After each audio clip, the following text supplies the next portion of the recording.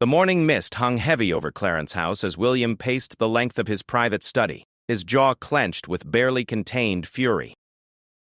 The envelope in his hand felt like it weighed 1,000 pounds, though it contained only a single photograph and a brief note from Inspector Matthews, head of Royal Security.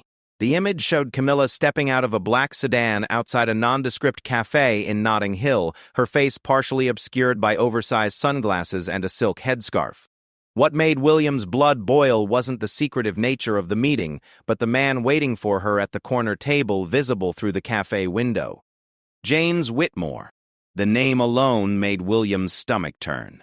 A journalist known for his ruthless exposés of the royal family, Whitmore had been banned from all royal events 3 years ago after publishing intimate details about Catherine's private struggles with motherhood. Now, apparently, he was back in Camilla's orbit, and William couldn't shake the feeling that something monumental was about to unravel. The study door opened quietly, and Catherine entered carrying a tray of tea. Her blonde hair was pulled back in a simple ponytail, and she wore one of William's old Oxford sweaters over her jeans. Despite the casual attire, there was an elegance about her that never failed to calm William's racing mind. Today, however, even her presence couldn't ease the knot of anxiety in his chest. "You've been in here for 2 hours," Catherine said softly, setting the tray on his desk. "The children are asking where you are. George wants to show you his new football skills, and Charlotte has painted you a picture." William looked up from the photograph, his blue eyes dark with worry. "Catherine, we need to talk. Close the door." The seriousness in his tone made Catherine's smile fade instantly. She pushed the heavy oak door shut and turned to face him, her hands clasped tightly in front of her. "What's wrong? You look like you've seen a ghost." "Worse than a ghost," William muttered, handing her the photograph. "Inspector Matthews had this delivered an hour ago. Look at it carefully." Catherine studied the image, her brow furrowing in confusion. "It's Camilla meeting with someone." "I don't understand. She meets with people all the time for her charity work." "Look closer at the man she's with." Catherine squinted at the photograph, and William watched as recognition dawned on her face. Her complexion went pale, and she sank into the leather armchair across from his desk. "That's James Whitmore, isn't it? The journalist who wrote those horrible articles about us?" "The very same."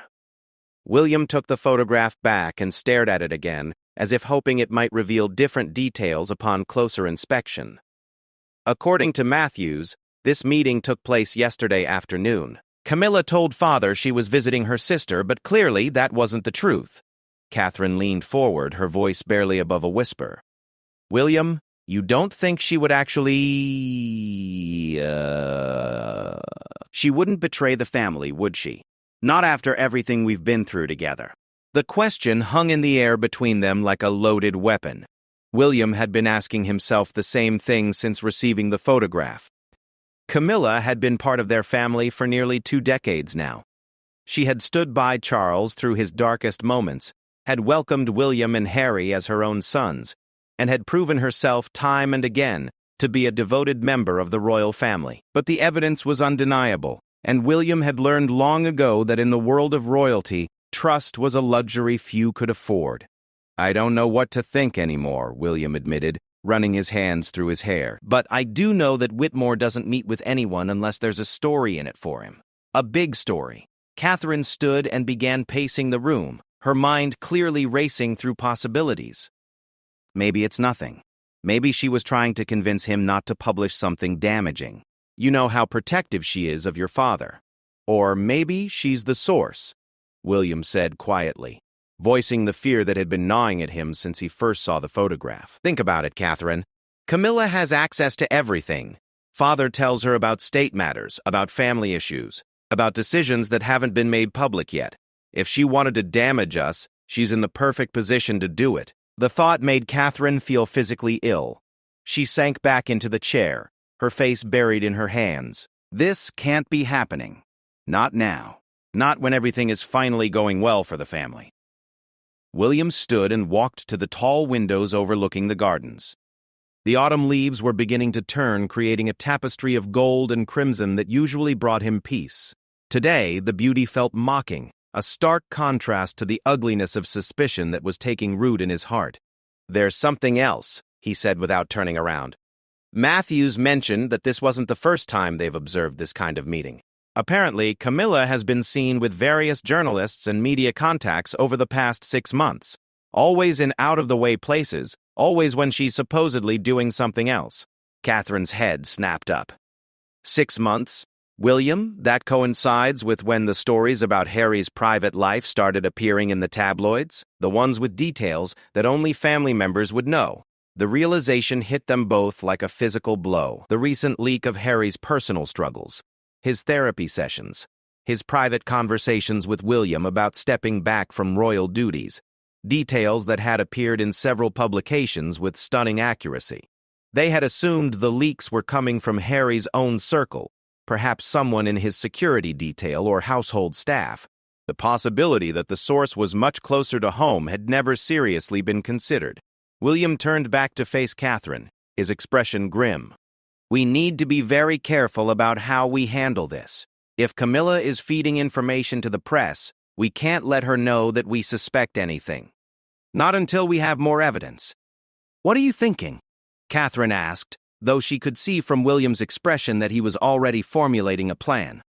First, we need to find out exactly what she's been sharing and with whom. Matthews can increase surveillance, but we need to be discreet. Second, we need to control what information she has access to going forward.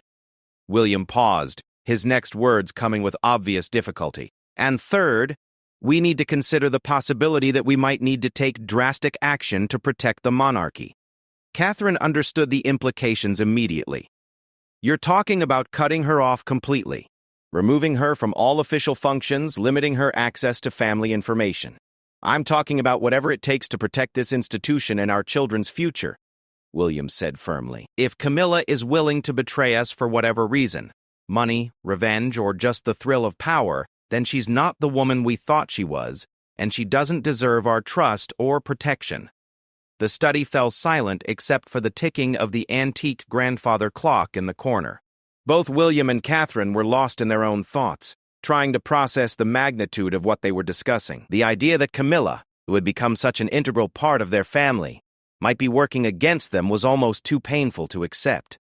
Catherine broke the silence first. What about Charles? He adores her. This would destroy him. William's expression softened slightly at the mention of his father. Charles had been through so much in his life. The failed marriage to Diana, the years of public scrutiny and criticism, the long wait to ascend to the throne. Camilla had been his constant companion through it all, his source of strength and stability. To discover that she had been betraying the family would be devastating. Father can't know, William said finally. Not yet. Not until we're absolutely certain. If we're wrong about this, it would damage his relationship with Camilla irreparably. And if we're right, he trailed off, unable to finish the thought. Catherine nodded, understanding the impossible position they were in. So what do we do right now? How do we act normal around her when we suspect she's been stabbing us in the back? Before William could answer, there was a soft knock on the study door. They both froze, and William quickly slipped the photograph into his desk drawer. Come in, he called out, trying to keep his voice steady. The door opened to reveal George, their eldest son, his dark hair tousled and his face flushed with excitement. Papa, you promised you'd come watch me practice my penalty kicks. I've been waiting forever. William's heart clenched as he looked at his son's eager face. George was only 12, still young enough to believe that his family was unbreakable, that the adults around him would always protect him from harm. The idea that his step-grandmother might be actively working to damage his future was something no child should have to worry about. Of course, buddy, William said, forcing a smile. Let me just finish up here with Mama, and I'll be right out. George beamed and bounded out of the room, leaving William and Catherine alone again. The interruption had served as a stark reminder of what was at stake. This wasn't just about adult politics or royal protocols. This was about protecting their children and preserving the institution that would one day be George's responsibility. We need to be smart about this, Catherine said quietly. If we move too quickly or too obviously, we could make things worse. But if we wait too long, I know, William interrupted. We'll take it one step at a time. For now, we watch and we wait. We document everything, and we pray that we're wrong about all of this." As they left the study together to join their children in the garden, neither William nor Catherine could shake the feeling that their lives had just taken a dramatic turn. The photograph in the desk drawer represented more than just a suspicious meeting. It was evidence that the very foundation of their family might be built on betrayal. Outside, George was indeed practicing his penalty kicks with remarkable skill for a boy his age. Charlotte was nearby, painting at a small easel set up under her favorite oak tree, while little Louis played with his toy soldiers in a patch of afternoon sunlight. The scene was picture perfect, a tableau of royal family life that would make any photographer weep with joy. But as William watched his children play, all he could think about was the photograph hidden in his desk and the woman who might be working to destroy everything he held dear. The game of royal politics had just become personal, and William was determined to win, no matter what it cost him. The afternoon sun was beginning to fade when Charles arrived for an impromptu visit, Camilla at his side. William watched from the garden as their car pulled up the long driveway, and he felt his chest tighten with anxiety. Could he look Camilla in the eye, knowing what he knew? Could he pretend that nothing had changed? As Charles and Camilla approached across the lawn, Camilla's face lit up with genuine affection as she saw the children. She immediately went to Charlotte, admiring her painting with enthusiasm that seemed entirely authentic. William found himself studying her every gesture, searching for signs of deception or guilt, but found none. If she was playing a role, she was playing it masterfully. "William, my dear," Camilla said warmly as she approached him, rising on her tiptoes to kiss his cheek. "The children look wonderful. Charlotte's artistic talents are really developing, aren't they?" "Yes, they are," William managed, his voice sounding strangely formal even to his own ears. "She's been painting for hours today." If Camilla noticed anything odd about his demeanor, she didn't show it. Instead, she continued chatting about the children, about the garden, about mundane family matters that suddenly felt loaded with hidden meaning. Every word she spoke made William wonder if it would somehow find its way into tomorrow's headlines. As the family gathered for an impromptu tea on the terrace, William caught Catherine's eye across the table. They shared a look of understanding.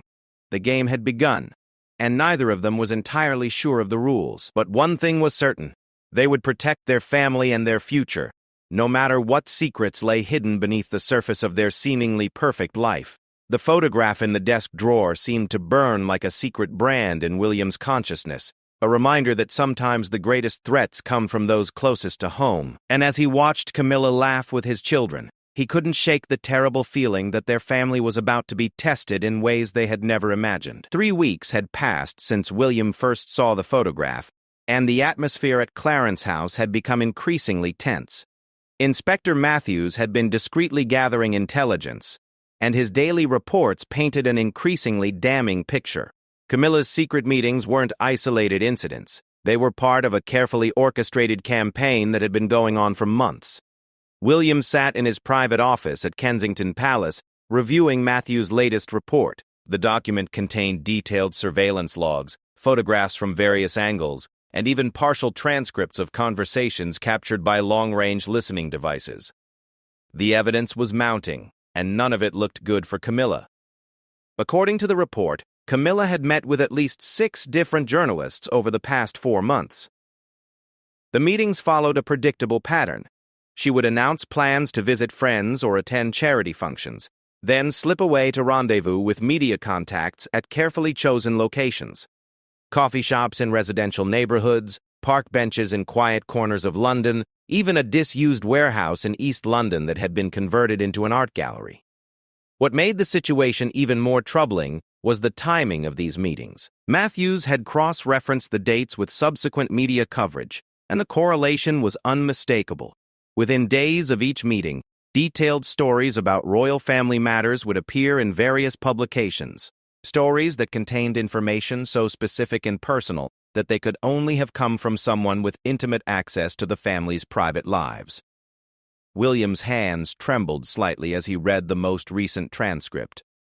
The conversation had taken place just 5 days ago, in a small cafe in Hampstead, between Camilla and a woman identified as Sarah Thornfield, a senior correspondent for one of Britain's most influential newspapers. "The situation with Harry is worse than anyone realizes," Camilla's voice had said, according to the transcript. "The therapy sessions aren't helping, and William is at his wits' end.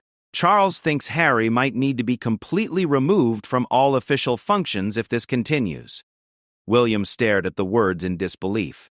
The conversation about Harry's struggles had been deeply private, discussed only between William, Catherine, and Charles during a family dinner just 2 weeks prior. For Camilla to share such sensitive information with a journalist was not just a betrayal of trust, it was potentially devastating to Harry's mental health and public reputation. The office door opened, and Catherine entered quietly, carrying Louis on her hip. Their youngest son was babbling contentedly, playing with a small toy airplane, blissfully unaware of the adult tensions swirling around him. "The children are asking why you look so worried all the time," Catherine said softly, settling into the chair across from William's desk. "George asked me yesterday if you were angry with him about something." William looked up from the report, his heart breaking a little at the thought that his stress was affecting his children. "I'm sorry, I've been trying to keep this contained, but it's becoming harder every day." Catherine shifted Louis to her other arm and leaned forward. "Have you heard from Matthews today?" "Unfortunately, yes." William turned the report around so she could see it. "It's worse than we thought, Catherine." "Much worse." As Catherine read through the surveillance logs and transcripts, William watched the color drain from her face. By the time she reached the transcript of Camilla's conversation about Harry, her hands were shaking. "This is monstrous," she whispered. "How could she do this to us? To Harry? He's been through enough without having his private struggles splashed across the front pages." "There's more," William said grimly. "Matthews found evidence that she's been paid for some of this information. Transfers to an offshore account that traces back to a media consortium. We're not just dealing with someone who talks too much. We're dealing with someone who's actively profiting from betraying us." The revelation hit Catherine like a physical blow. She had been holding out hope that there might be some innocent explanation for Camilla's behavior, some misunderstanding that could be cleared up with a frank conversation. The evidence of financial motivation destroyed that hope entirely. "How much money are we talking about?" she asked quietly. "Over the past 6 months, nearly £500,000. Catherine stared at him in shock. £500,000 was serious money, enough to indicate that this wasn't just casual gossip or careless indiscretion. This was a deliberate, calculated business arrangement. "We have to tell Charles," she said finally. "We can't keep this from him anymore. If this comes out publicly before we address it internally, it will be an absolute disaster." William had been dreading this conversation with his father, but he knew Catherine was right. Charles needed to know what was happening, even if it destroyed him. The alternative, allowing Camilla to continue her betrayals indefinitely, was simply unacceptable. "I'll call him this afternoon," William said. "Ask him to come here without Camilla. Maybe we can frame it as wanting to discuss Harry's situation privately." Before Catherine could respond, William's phone buzzed with an incoming message. He glanced at the screen and felt his blood turn to ice. The message was from a blocked number, but the content was clear enough. "Stop looking into matters that don't concern you, or face the consequences." Catherine saw William's expression change and immediately leaned over to read the message. Is that a threat?" "It appears to be." William forwarded the message to Inspector Matthews immediately. "Either someone knows we're investigating Camilla, or Camilla herself knows we're on to her." The implications were terrifying. If Camilla was aware of their investigation, there was no telling what she might do to protect herself. She had already proven herself capable of betraying the family for money. What other lines might she be willing to cross? "William, I'm scared," Catherine admitted, her voice barely above a whisper. "If she's desperate enough to send threatening messages, what else might she do?" "The children. The children are safe," William said firmly, though he wasn't entirely sure he believed it himself. "I'm having Matthews increase security around all of us, effective immediately. But we can't let fear paralyze us. We need to act quickly and decisively." Catherine nodded, but William could see the worry etched in every line of her face. This situation had evolved far beyond a simple case of family betrayal. They were now dealing with someone who had financial incentives to continue her destructive behavior and who was apparently willing to make threats to protect her position. That afternoon, Charles arrived at Kensington Palace looking unusually cheerful. He was humming under his breath as he entered William's study, and his eyes held the contentment of a man deeply in love and secure in his relationship. "You sounded quite serious on the phone," Charles said as he settled into his favorite armchair. "I hope there's nothing wrong with the children." "The children are fine, Father," William began carefully. "But there is something we need to discuss, and I'm afraid it's going to be difficult to hear." Charles's expression shifted immediately, his paternal instincts alerting him to genuine trouble. "What's happened?" William had rehearsed this conversation in his mind dozens of times over the past few hours, but actually beginning it felt impossible. How do you tell your father that the woman he loves has been systematically betraying his family for money? "Father, we have reason to believe that someone very close to the family has been providing sensitive information to journalists," William said finally, "personal information about all of us, including details about Harry's private struggles." Charles leaned forward, his face darkening. "Do we know who it is?" "We do." William opened his desk drawer and pulled out the folder containing all of Matthew's reports. "Father, I need you to prepare yourself. This is going to be very painful to hear." Over the next hour, William walked his father through every piece of evidence they had gathered: the photographs, the surveillance logs, the financial records, the transcripts of conversations. With each revelation, Charles seemed to age years before William's eyes. When William finished presenting the evidence, Charles sat in complete silence for several minutes. His face had gone pale, and his hands gripped the arms of his chair so tightly that his knuckles were white. "You're certain about this?" Charles said finally, his voice barely audible. "There's no possibility of a mistake?" "I wish there were," William replied honestly, "but the evidence is overwhelming. Camilla has been meeting with journalists regularly for months, providing them with intimate details about our private lives and accepting payment for the information." Charles closed his eyes and seemed to crumple in on himself. "I don't understand. Why would she do this? She has everything she could possibly want. We welcomed her into this family completely. We trusted her with our most sensitive information." "Father, I don't think her motivations matter at this point," William said gently. "What matters is protecting the family and the monarchy from further damage. We need to decide how to handle this situation before it gets any worse." "What are you suggesting?" Charles asked, though his tone suggested he already knew the answer wouldn't be pleasant. "We need to cut off her access to sensitive information immediately," William said. "No more private family discussions when she's present, no more state papers left where she can see them, no more confidential conversations about royal business. And we need to seriously consider whether her position in the family can continue at all." The suggestion hit Charles like a physical blow. "You're talking about ending my marriage." "I'm talking about protecting everything you've worked your entire life to preserve," William replied firmly.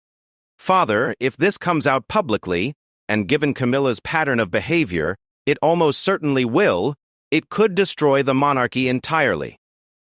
The British people will never forgive us for allowing a royal consort to profit from betraying the crown." Charles stood abruptly and walked to the window, staring out at the gardens without really seeing them. William could only imagine the turmoil in his father's mind.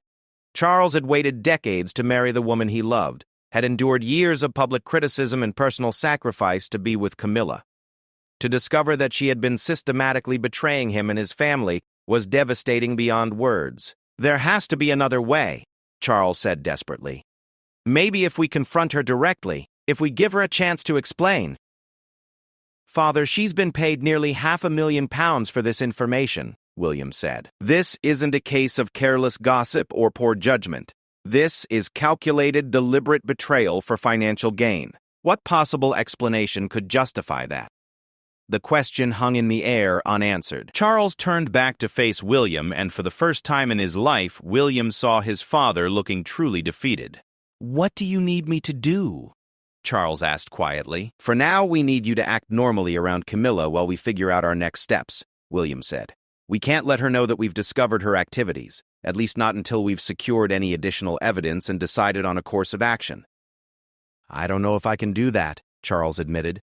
"I don't know if I can look at her and pretend that everything is normal when I know she's been betraying us all along."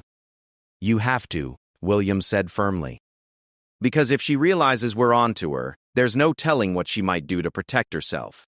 We received a threatening message earlier today. Someone knows we're investigating, and we can't afford to escalate the situation until we're ready." Charles absorbed this information with visible shock. "A threat? What kind of threat?" William showed his father the message and watched as Charles's expression hardened. The sight of his family being threatened seemed to activate something protective and determined in the older man. "You're right," Charles said finally. "We can't let this continue. Whatever my personal feelings about Camilla, my duty is to the crown and to my family. If she's actively working against us, then she's made her choice." As William watched his father struggle with this devastating revelation, he felt a mix of sadness and relief. Sadness for the pain Charles was enduring, but relief that his father was ultimately choosing family and duty over personal happiness. It was the choice of a true king, and William felt a surge of pride in the man who would one day pass the crown to him. The conversation continued for another hour as they discussed practical next steps. They would need to coordinate with Matthews to gather any additional evidence, consider whether law enforcement should be involved, and eventually confront Camilla directly. But for now, the most important thing was maintaining the facade of normalcy while they planned their response. As Charles prepared to leave, he turned back to William with tears in his eyes. "I'm sorry, son. I'm sorry I brought someone into this family who could hurt you and your children this way. I should have been more careful." "Father, you couldn't have known," William said, putting a comforting hand on Charles's shoulder. "Camilla fooled all of us. But we'll get through this together. As a family, we always have." As Charles left Kensington Palace that evening, William couldn't help but notice how much older his father looked than he had just a few hours earlier. The weight of Camilla's betrayal had aged him visibly, adding lines to his face and a stoop to his shoulders that hadn't been there before. But there was also something else in Charles's bearing, a steely determination that William hadn't seen since the early days after Diana's death. His father was hurt and angry, but he was also ready to fight for his family and his throne. The battle lines were drawn, and William felt confident they would emerge victorious. The war for the soul of the royal family was about to begin in earnest. The plan had to be executed with military precision. William sat in a secure conference room deep within Buckingham Palace, surrounded by the most trusted members of the royal household. Inspector Matthews occupied the chair to his right, his laptop open to display surveillance footage and financial records. Sir Edward Thornbury, the Queen's former private secretary who now advised Charles, sat across from them with a grim expression that spoke volumes about the gravity of their situation. "The operation needs to happen today," Matthews explained, his voice crisp and professional. "Our intelligence suggests that Camilla has scheduled another meeting with James Whitmore for tomorrow morning. Based on the pattern we've observed, she'll likely be passing along information about the upcoming state dinner with the German Chancellor, details that aren't supposed to be public for another week." William studied the surveillance photos spread across the table. Each image showed Camilla in various locations around London, always looking over her shoulder, always taking circuitous routes to her destinations. The woman in these photographs looked nothing like the caring stepmother who had read bedtime stories to his children just the night before. "What exactly do you need from me?" William asked, though he already suspected the answer would be something that would haunt him forever. "We need to catch her in the act," Matthews replied. "Not just meeting with journalists, but actually handing over documents or discussing specific confidential information. The evidence we have is damning, but a good lawyer could argue that these were innocent social meetings. We need irrefutable proof of criminal activity." Sir Edward cleared his throat and leaned forward. "Your Royal Highness, I must point out that what we're discussing could have profound constitutional implications. If we proceed with this operation and it becomes public, it could shake the very foundations of the monarchy. And if we don't proceed, we allow someone to continue selling state secrets for profit," William countered. "The constitutional implications of that seem far worse to me." The room fell silent as everyone contemplated the magnitude of their situation. They were essentially planning to conduct a sting operation against a senior member of the royal family. The precedent was unprecedented. The risks enormous. There's something else, Matthews said quietly. We've discovered that tomorrow's meeting isn't just about information. According to our sources, Whitmore is planning to make Camilla an offer for exclusive access to royal documents. We're talking about a long-term arrangement that could potentially give journalists access to state papers, personal correspondence, even security protocols. The revelation sent a chill through the room. William had been thinking of Camilla's activities as gossip that had gotten out of hand, perhaps motivated by some misguided sense of revenge or simple greed. The idea that she might be planning to sell access to classified government documents elevated the situation to the level of treason. "We can't let that meeting happen," William said firmly. "Whatever we're going to do, we need to do it tonight." Matthews nodded and opened his laptop to a new screen showing the floor plan of Clarence House. "Camilla keeps a small safe in her private study. We believe she stores documents there between meetings with journalists. If we can access that safe and document its contents, we'll have everything we need." "You are talking about breaking into her private quarters," Sir Edward pointed out. "The legal and ethical implications are secondary to protecting the crown," William interrupted. "If Camilla has been storing classified documents in her personal safe, then she's already crossed every line that matters. We're just documenting her crimes." The plan was simple in concept but complex in execution. That evening, while Charles and Camilla attended a charity gala in central London, a small team would enter Clarence House and examine the contents of Camilla's safe. Matthews had already determined that the safe was an older model that could be opened without damaging it, leaving no evidence of their intrusion. William would personally oversee the operation, ensuring that everything was documented properly and that no evidence was tampered with or removed. They would photograph everything in the safe, catalog each document, and then replace everything exactly as they found it. "What about the security cameras?" William asked. "Already handled," Matthews replied. "I have people on the inside who can create a blind spot during the time window we need. As far as the official record will show, nothing unusual happened at Clarence House tonight." As the meeting broke up and the participants prepared for their respective roles in the evening's operation, William felt a strange mixture of determination and sadness. He was about to invade the privacy of someone he had considered family, someone who had been present at some of the most important moments of his life. But he was also protecting his children, his country, and an institution that had survived for over 1,000 years. The charity gala was in full swing when William's team arrived at Clarence House. The mansion was dimly lit, with only security lighting illuminating the gardens and main entrances. William had been in this house countless times over the years, for family dinners and holiday celebrations, but tonight it felt foreign and threatening. Matthews led the way through a service entrance, his movements confident and practiced.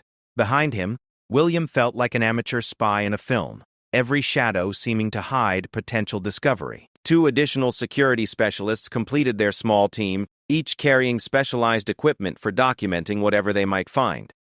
Camilla's study was on the 2nd floor, overlooking the rose garden that Charles had planted for her as a wedding gift. The room was elegant and feminine, decorated in soft blues and creams, with photographs of family gatherings covering every surface. William paused at one photograph showing himself, Catherine, and the children at last year's Trooping the Color ceremony.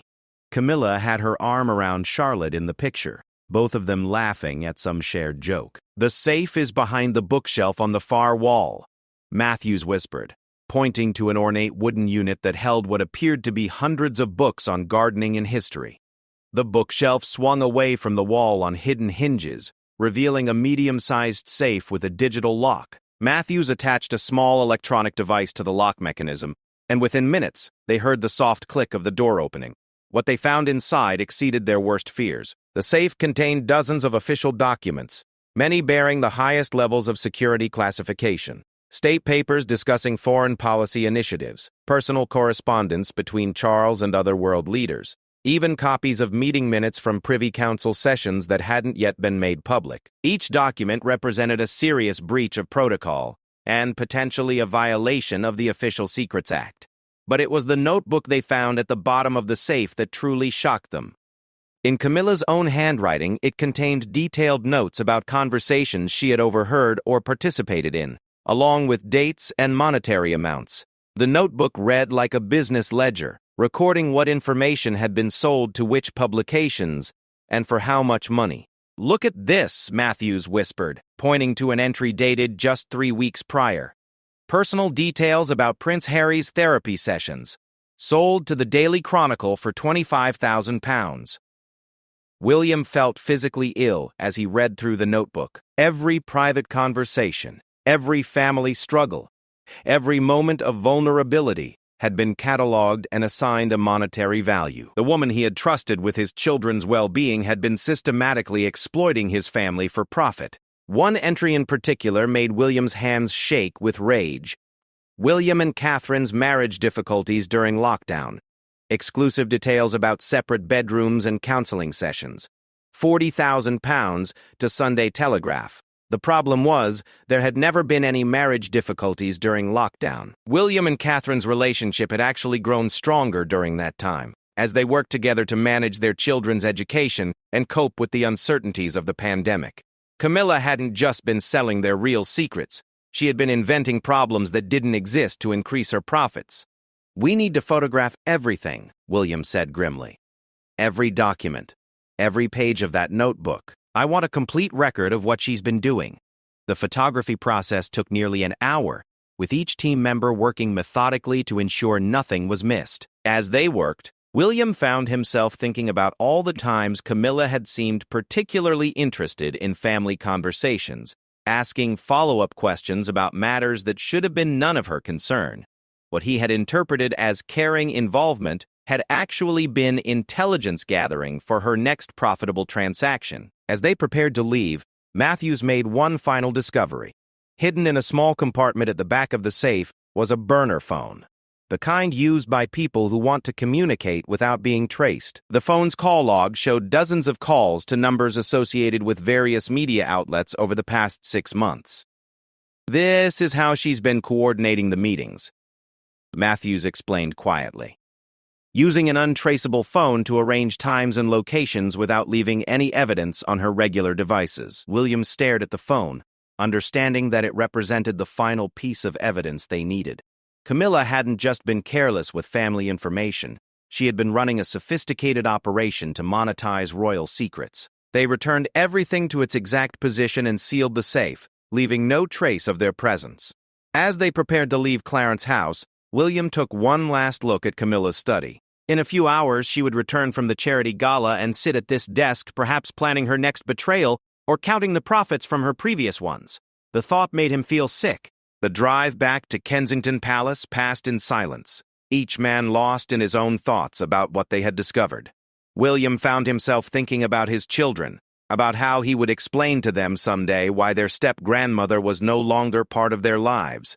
How do you tell children that someone they trusted had been selling stories about their family for money?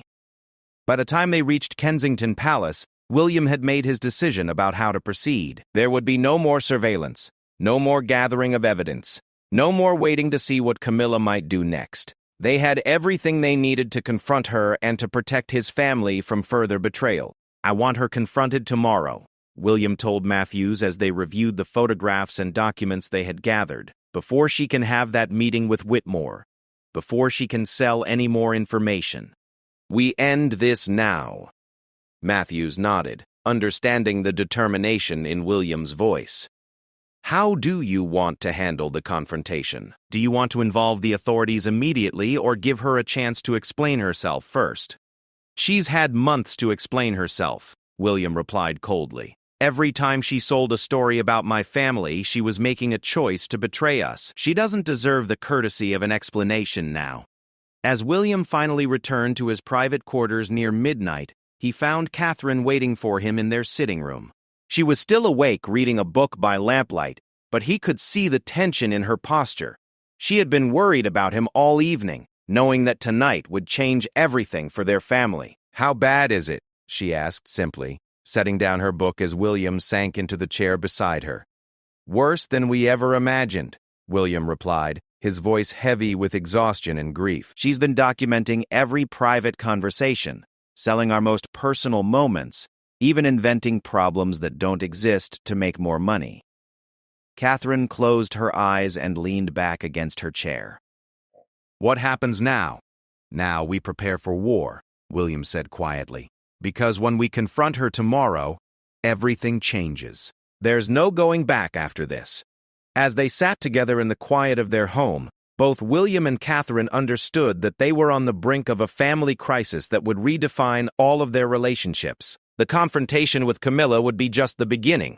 They would also have to deal with Charles's heartbreak, the potential for public scandal, and the long-term implications for the monarchy.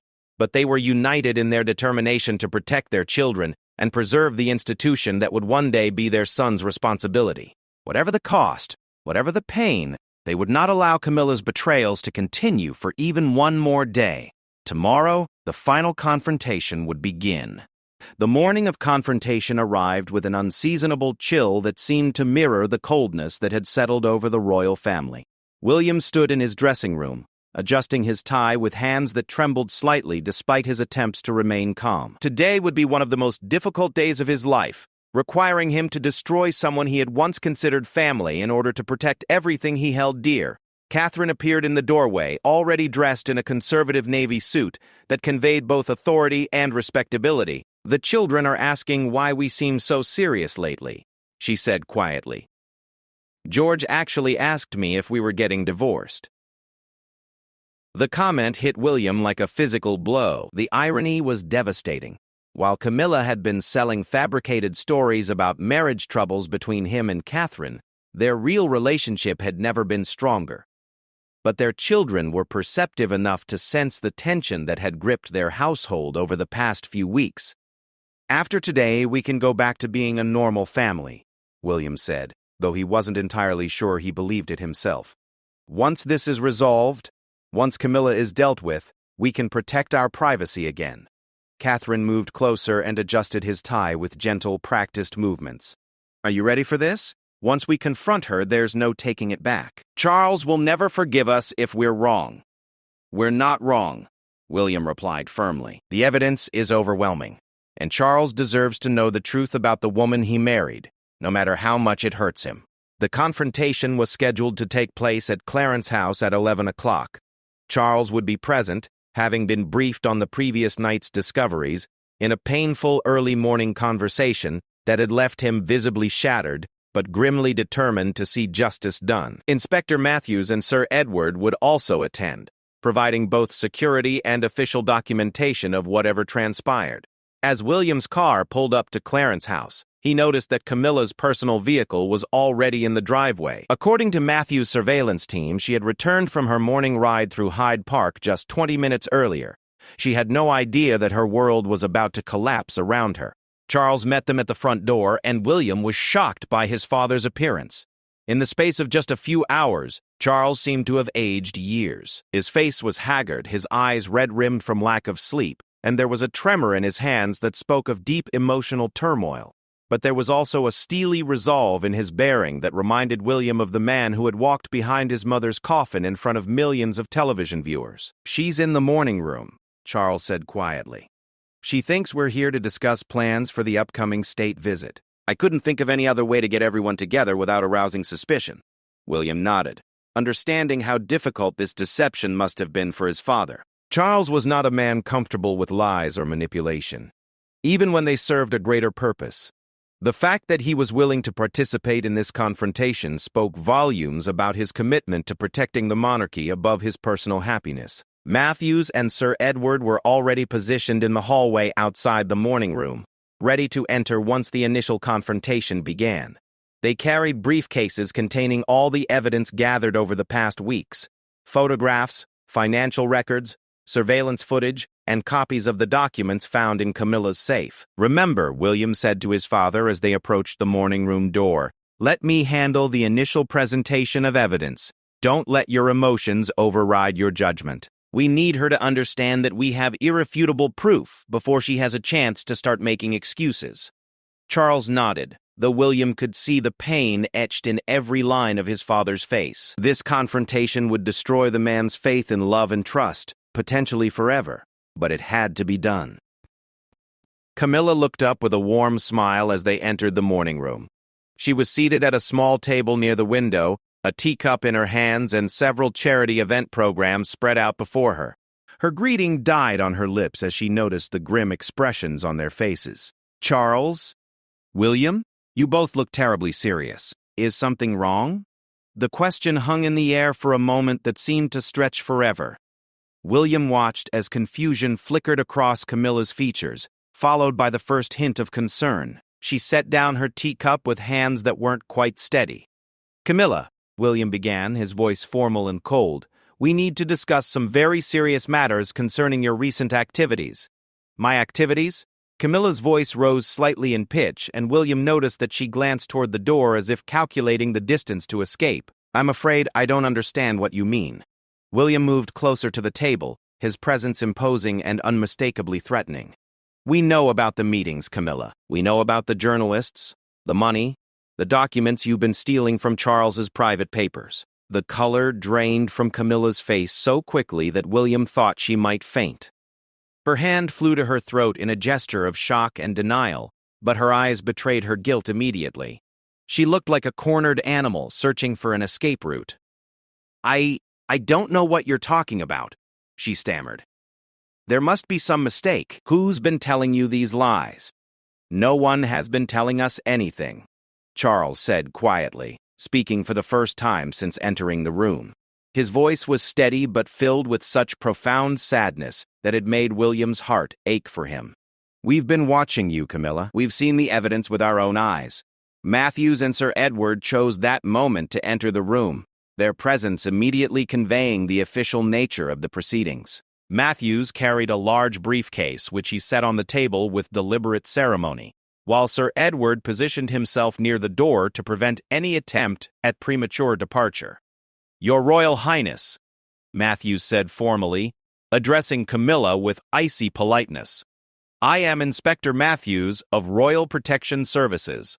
I need to inform you that you are under investigation for violation of the Official Secrets Act, theft of classified documents, and conspiracy to commit treason.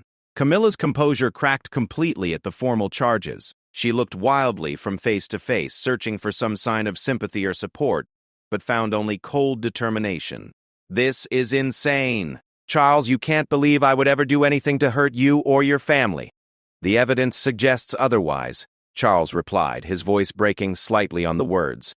Matthews, please show her what we found. Matthews opened his briefcase and began laying out photographs on the table. Images of Camilla meeting with various journalists, bank statements showing mysterious deposits, and most damning of all, photographs of the documents found in her private safe. We have documented proof of at least 30 separate meetings with journalists over the past 6 months. Matthews explained clinically. We have financial records showing payments totaling nearly £500,000 deposited into an offshore account registered in your name, and we have copies of classified government documents that were discovered in your personal possession. Camilla stared at the evidence spread before her, her breath coming in short, sharp gasps. William could see her mind racing, trying to formulate some explanation or excuse that might salvage the situation, but there was too much evidence, and it was too specific for any innocent explanation. You broke into my safe, she said finally, her voice filled with outrage. This is all illegal. You can't use evidence obtained through breaking and entering. We had sufficient grounds to believe that state secrets were being compromised, Sir Edward interjected smoothly. Under the Official Secrets Act, we have broad authority to investigate potential threats to national security. Your safe was opened under a properly authorized warrant. The mention of a warrant was a lie, but it served its purpose. Camilla's shoulders sagged as she realized that her legal position was hopeless. Even if she could challenge the evidence on procedural grounds, the damage to her reputation and her marriage would be irreversible. Why? Charles asked quietly, the single word carrying the weight of his complete devastation. Why would you do this to us? To me? I thought you loved our family. For a moment, Camilla's mask of defiance slipped completely, and William saw something that looked almost like genuine remorse cross her features. But it was quickly replaced by anger and self-justification. Love? She snapped, her voice dripping with bitterness. Do you have any idea what it's like being married to you, Charles? Always walking in Diana's shadow? Always being compared to the precious people's princess? The press has never accepted me, the public barely tolerates me, and your own sons have never really trusted me. William felt his temper flare at the attack on his father, but Charles gestured for him to remain calm. This was clearly something Charles needed to hear, however painful it might be. "So you decided to get revenge by selling our private moments to the highest bidder?" Charles asked, his voice filled with hurt and disbelief. "I decided to take control of the narrative for once," Camilla shot back, "instead of letting the press make up lies about us. I gave them real information that I controlled. And yes, I was paid for it, because why shouldn't I profit from the circus that my life has become?" The justification was so twisted, so selfish and vindictive, that William felt physically sick listening to it.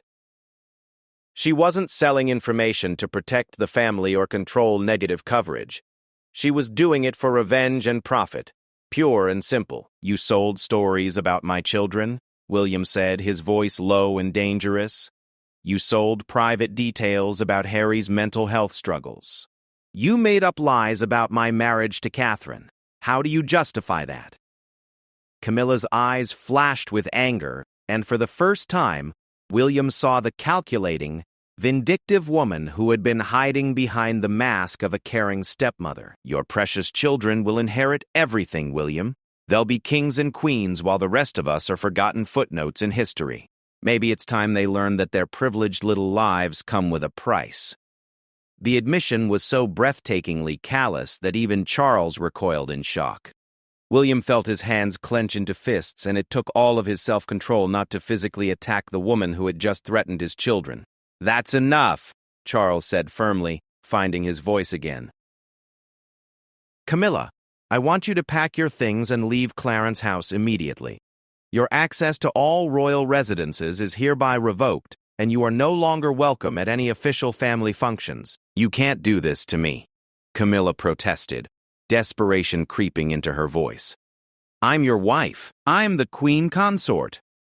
"You're a traitor," William said flatly, "and traitors don't get to keep their titles or their privileges." Matthews stepped forward with a document that he placed in front of Camilla. "This is a restraining order preventing you from approaching any member of the royal family or any royal residence. It also formally revokes your diplomatic passport and freezes all accounts associated with your illegal activities." Camilla stared at the document, finally understanding that her position was hopeless. The confrontation had gone exactly as William had planned. She had been presented with irrefutable evidence, given a chance to explain herself, and had instead confirmed their worst suspicions about her motives and character. "I need time to pack my belongings," she said finally, her voice subdued and defeated. "You have 2 hours," Charles replied. "Matthews will supervise to ensure that you don't remove any additional documents or property that doesn't belong to you." As Camilla rose from her chair, she looked directly at William with an expression of pure hatred. "You think you've won, but this isn't over. The press will have a field day with this story. Your precious reputation will be in ruins." "Let them try," William replied calmly. "We have complete documentation of your criminal activities. If any publication tries to spin this as anything other than your betrayal of the crown, they'll find themselves facing serious legal consequences." Camilla left the room without another word, accompanied by Matthews and 2 additional security officers. As her footsteps faded down the hallway, Charles collapsed into a chair and buried his face in his hands. "I'm sorry, Father," William said quietly, placing a comforting hand on Charles's shoulder. "I know how much she meant to you." "She never existed," Charles replied, his voice muffled by his hands. "The woman I thought I loved, the woman I married, she was just a fiction. The real Camilla has been plotting against us all along." The next several hours were a blur of activity as Camilla packed her belongings under strict supervision. She was allowed to take personal items and gifts that had been given to her during the marriage, but all official documents, jewelry from the royal collection, and anything that could be considered state property remained behind. William stayed with his father throughout the process, providing both emotional support and practical assistance in securing any remaining sensitive materials. They watched from an upstairs window as Camilla's belongings were loaded into a moving van, the final chapter of her life as a member of the royal family coming to an ignoble end. "What happens now?" Charles asked as they watched the van pull away from Clarence House. "Now we protect the family," William replied. We make sure the public understands that we acted decisively to address a security threat. We control the narrative this time. The press statement was released that evening, carefully crafted to present the royal family as victims of betrayal rather than participants in a scandal.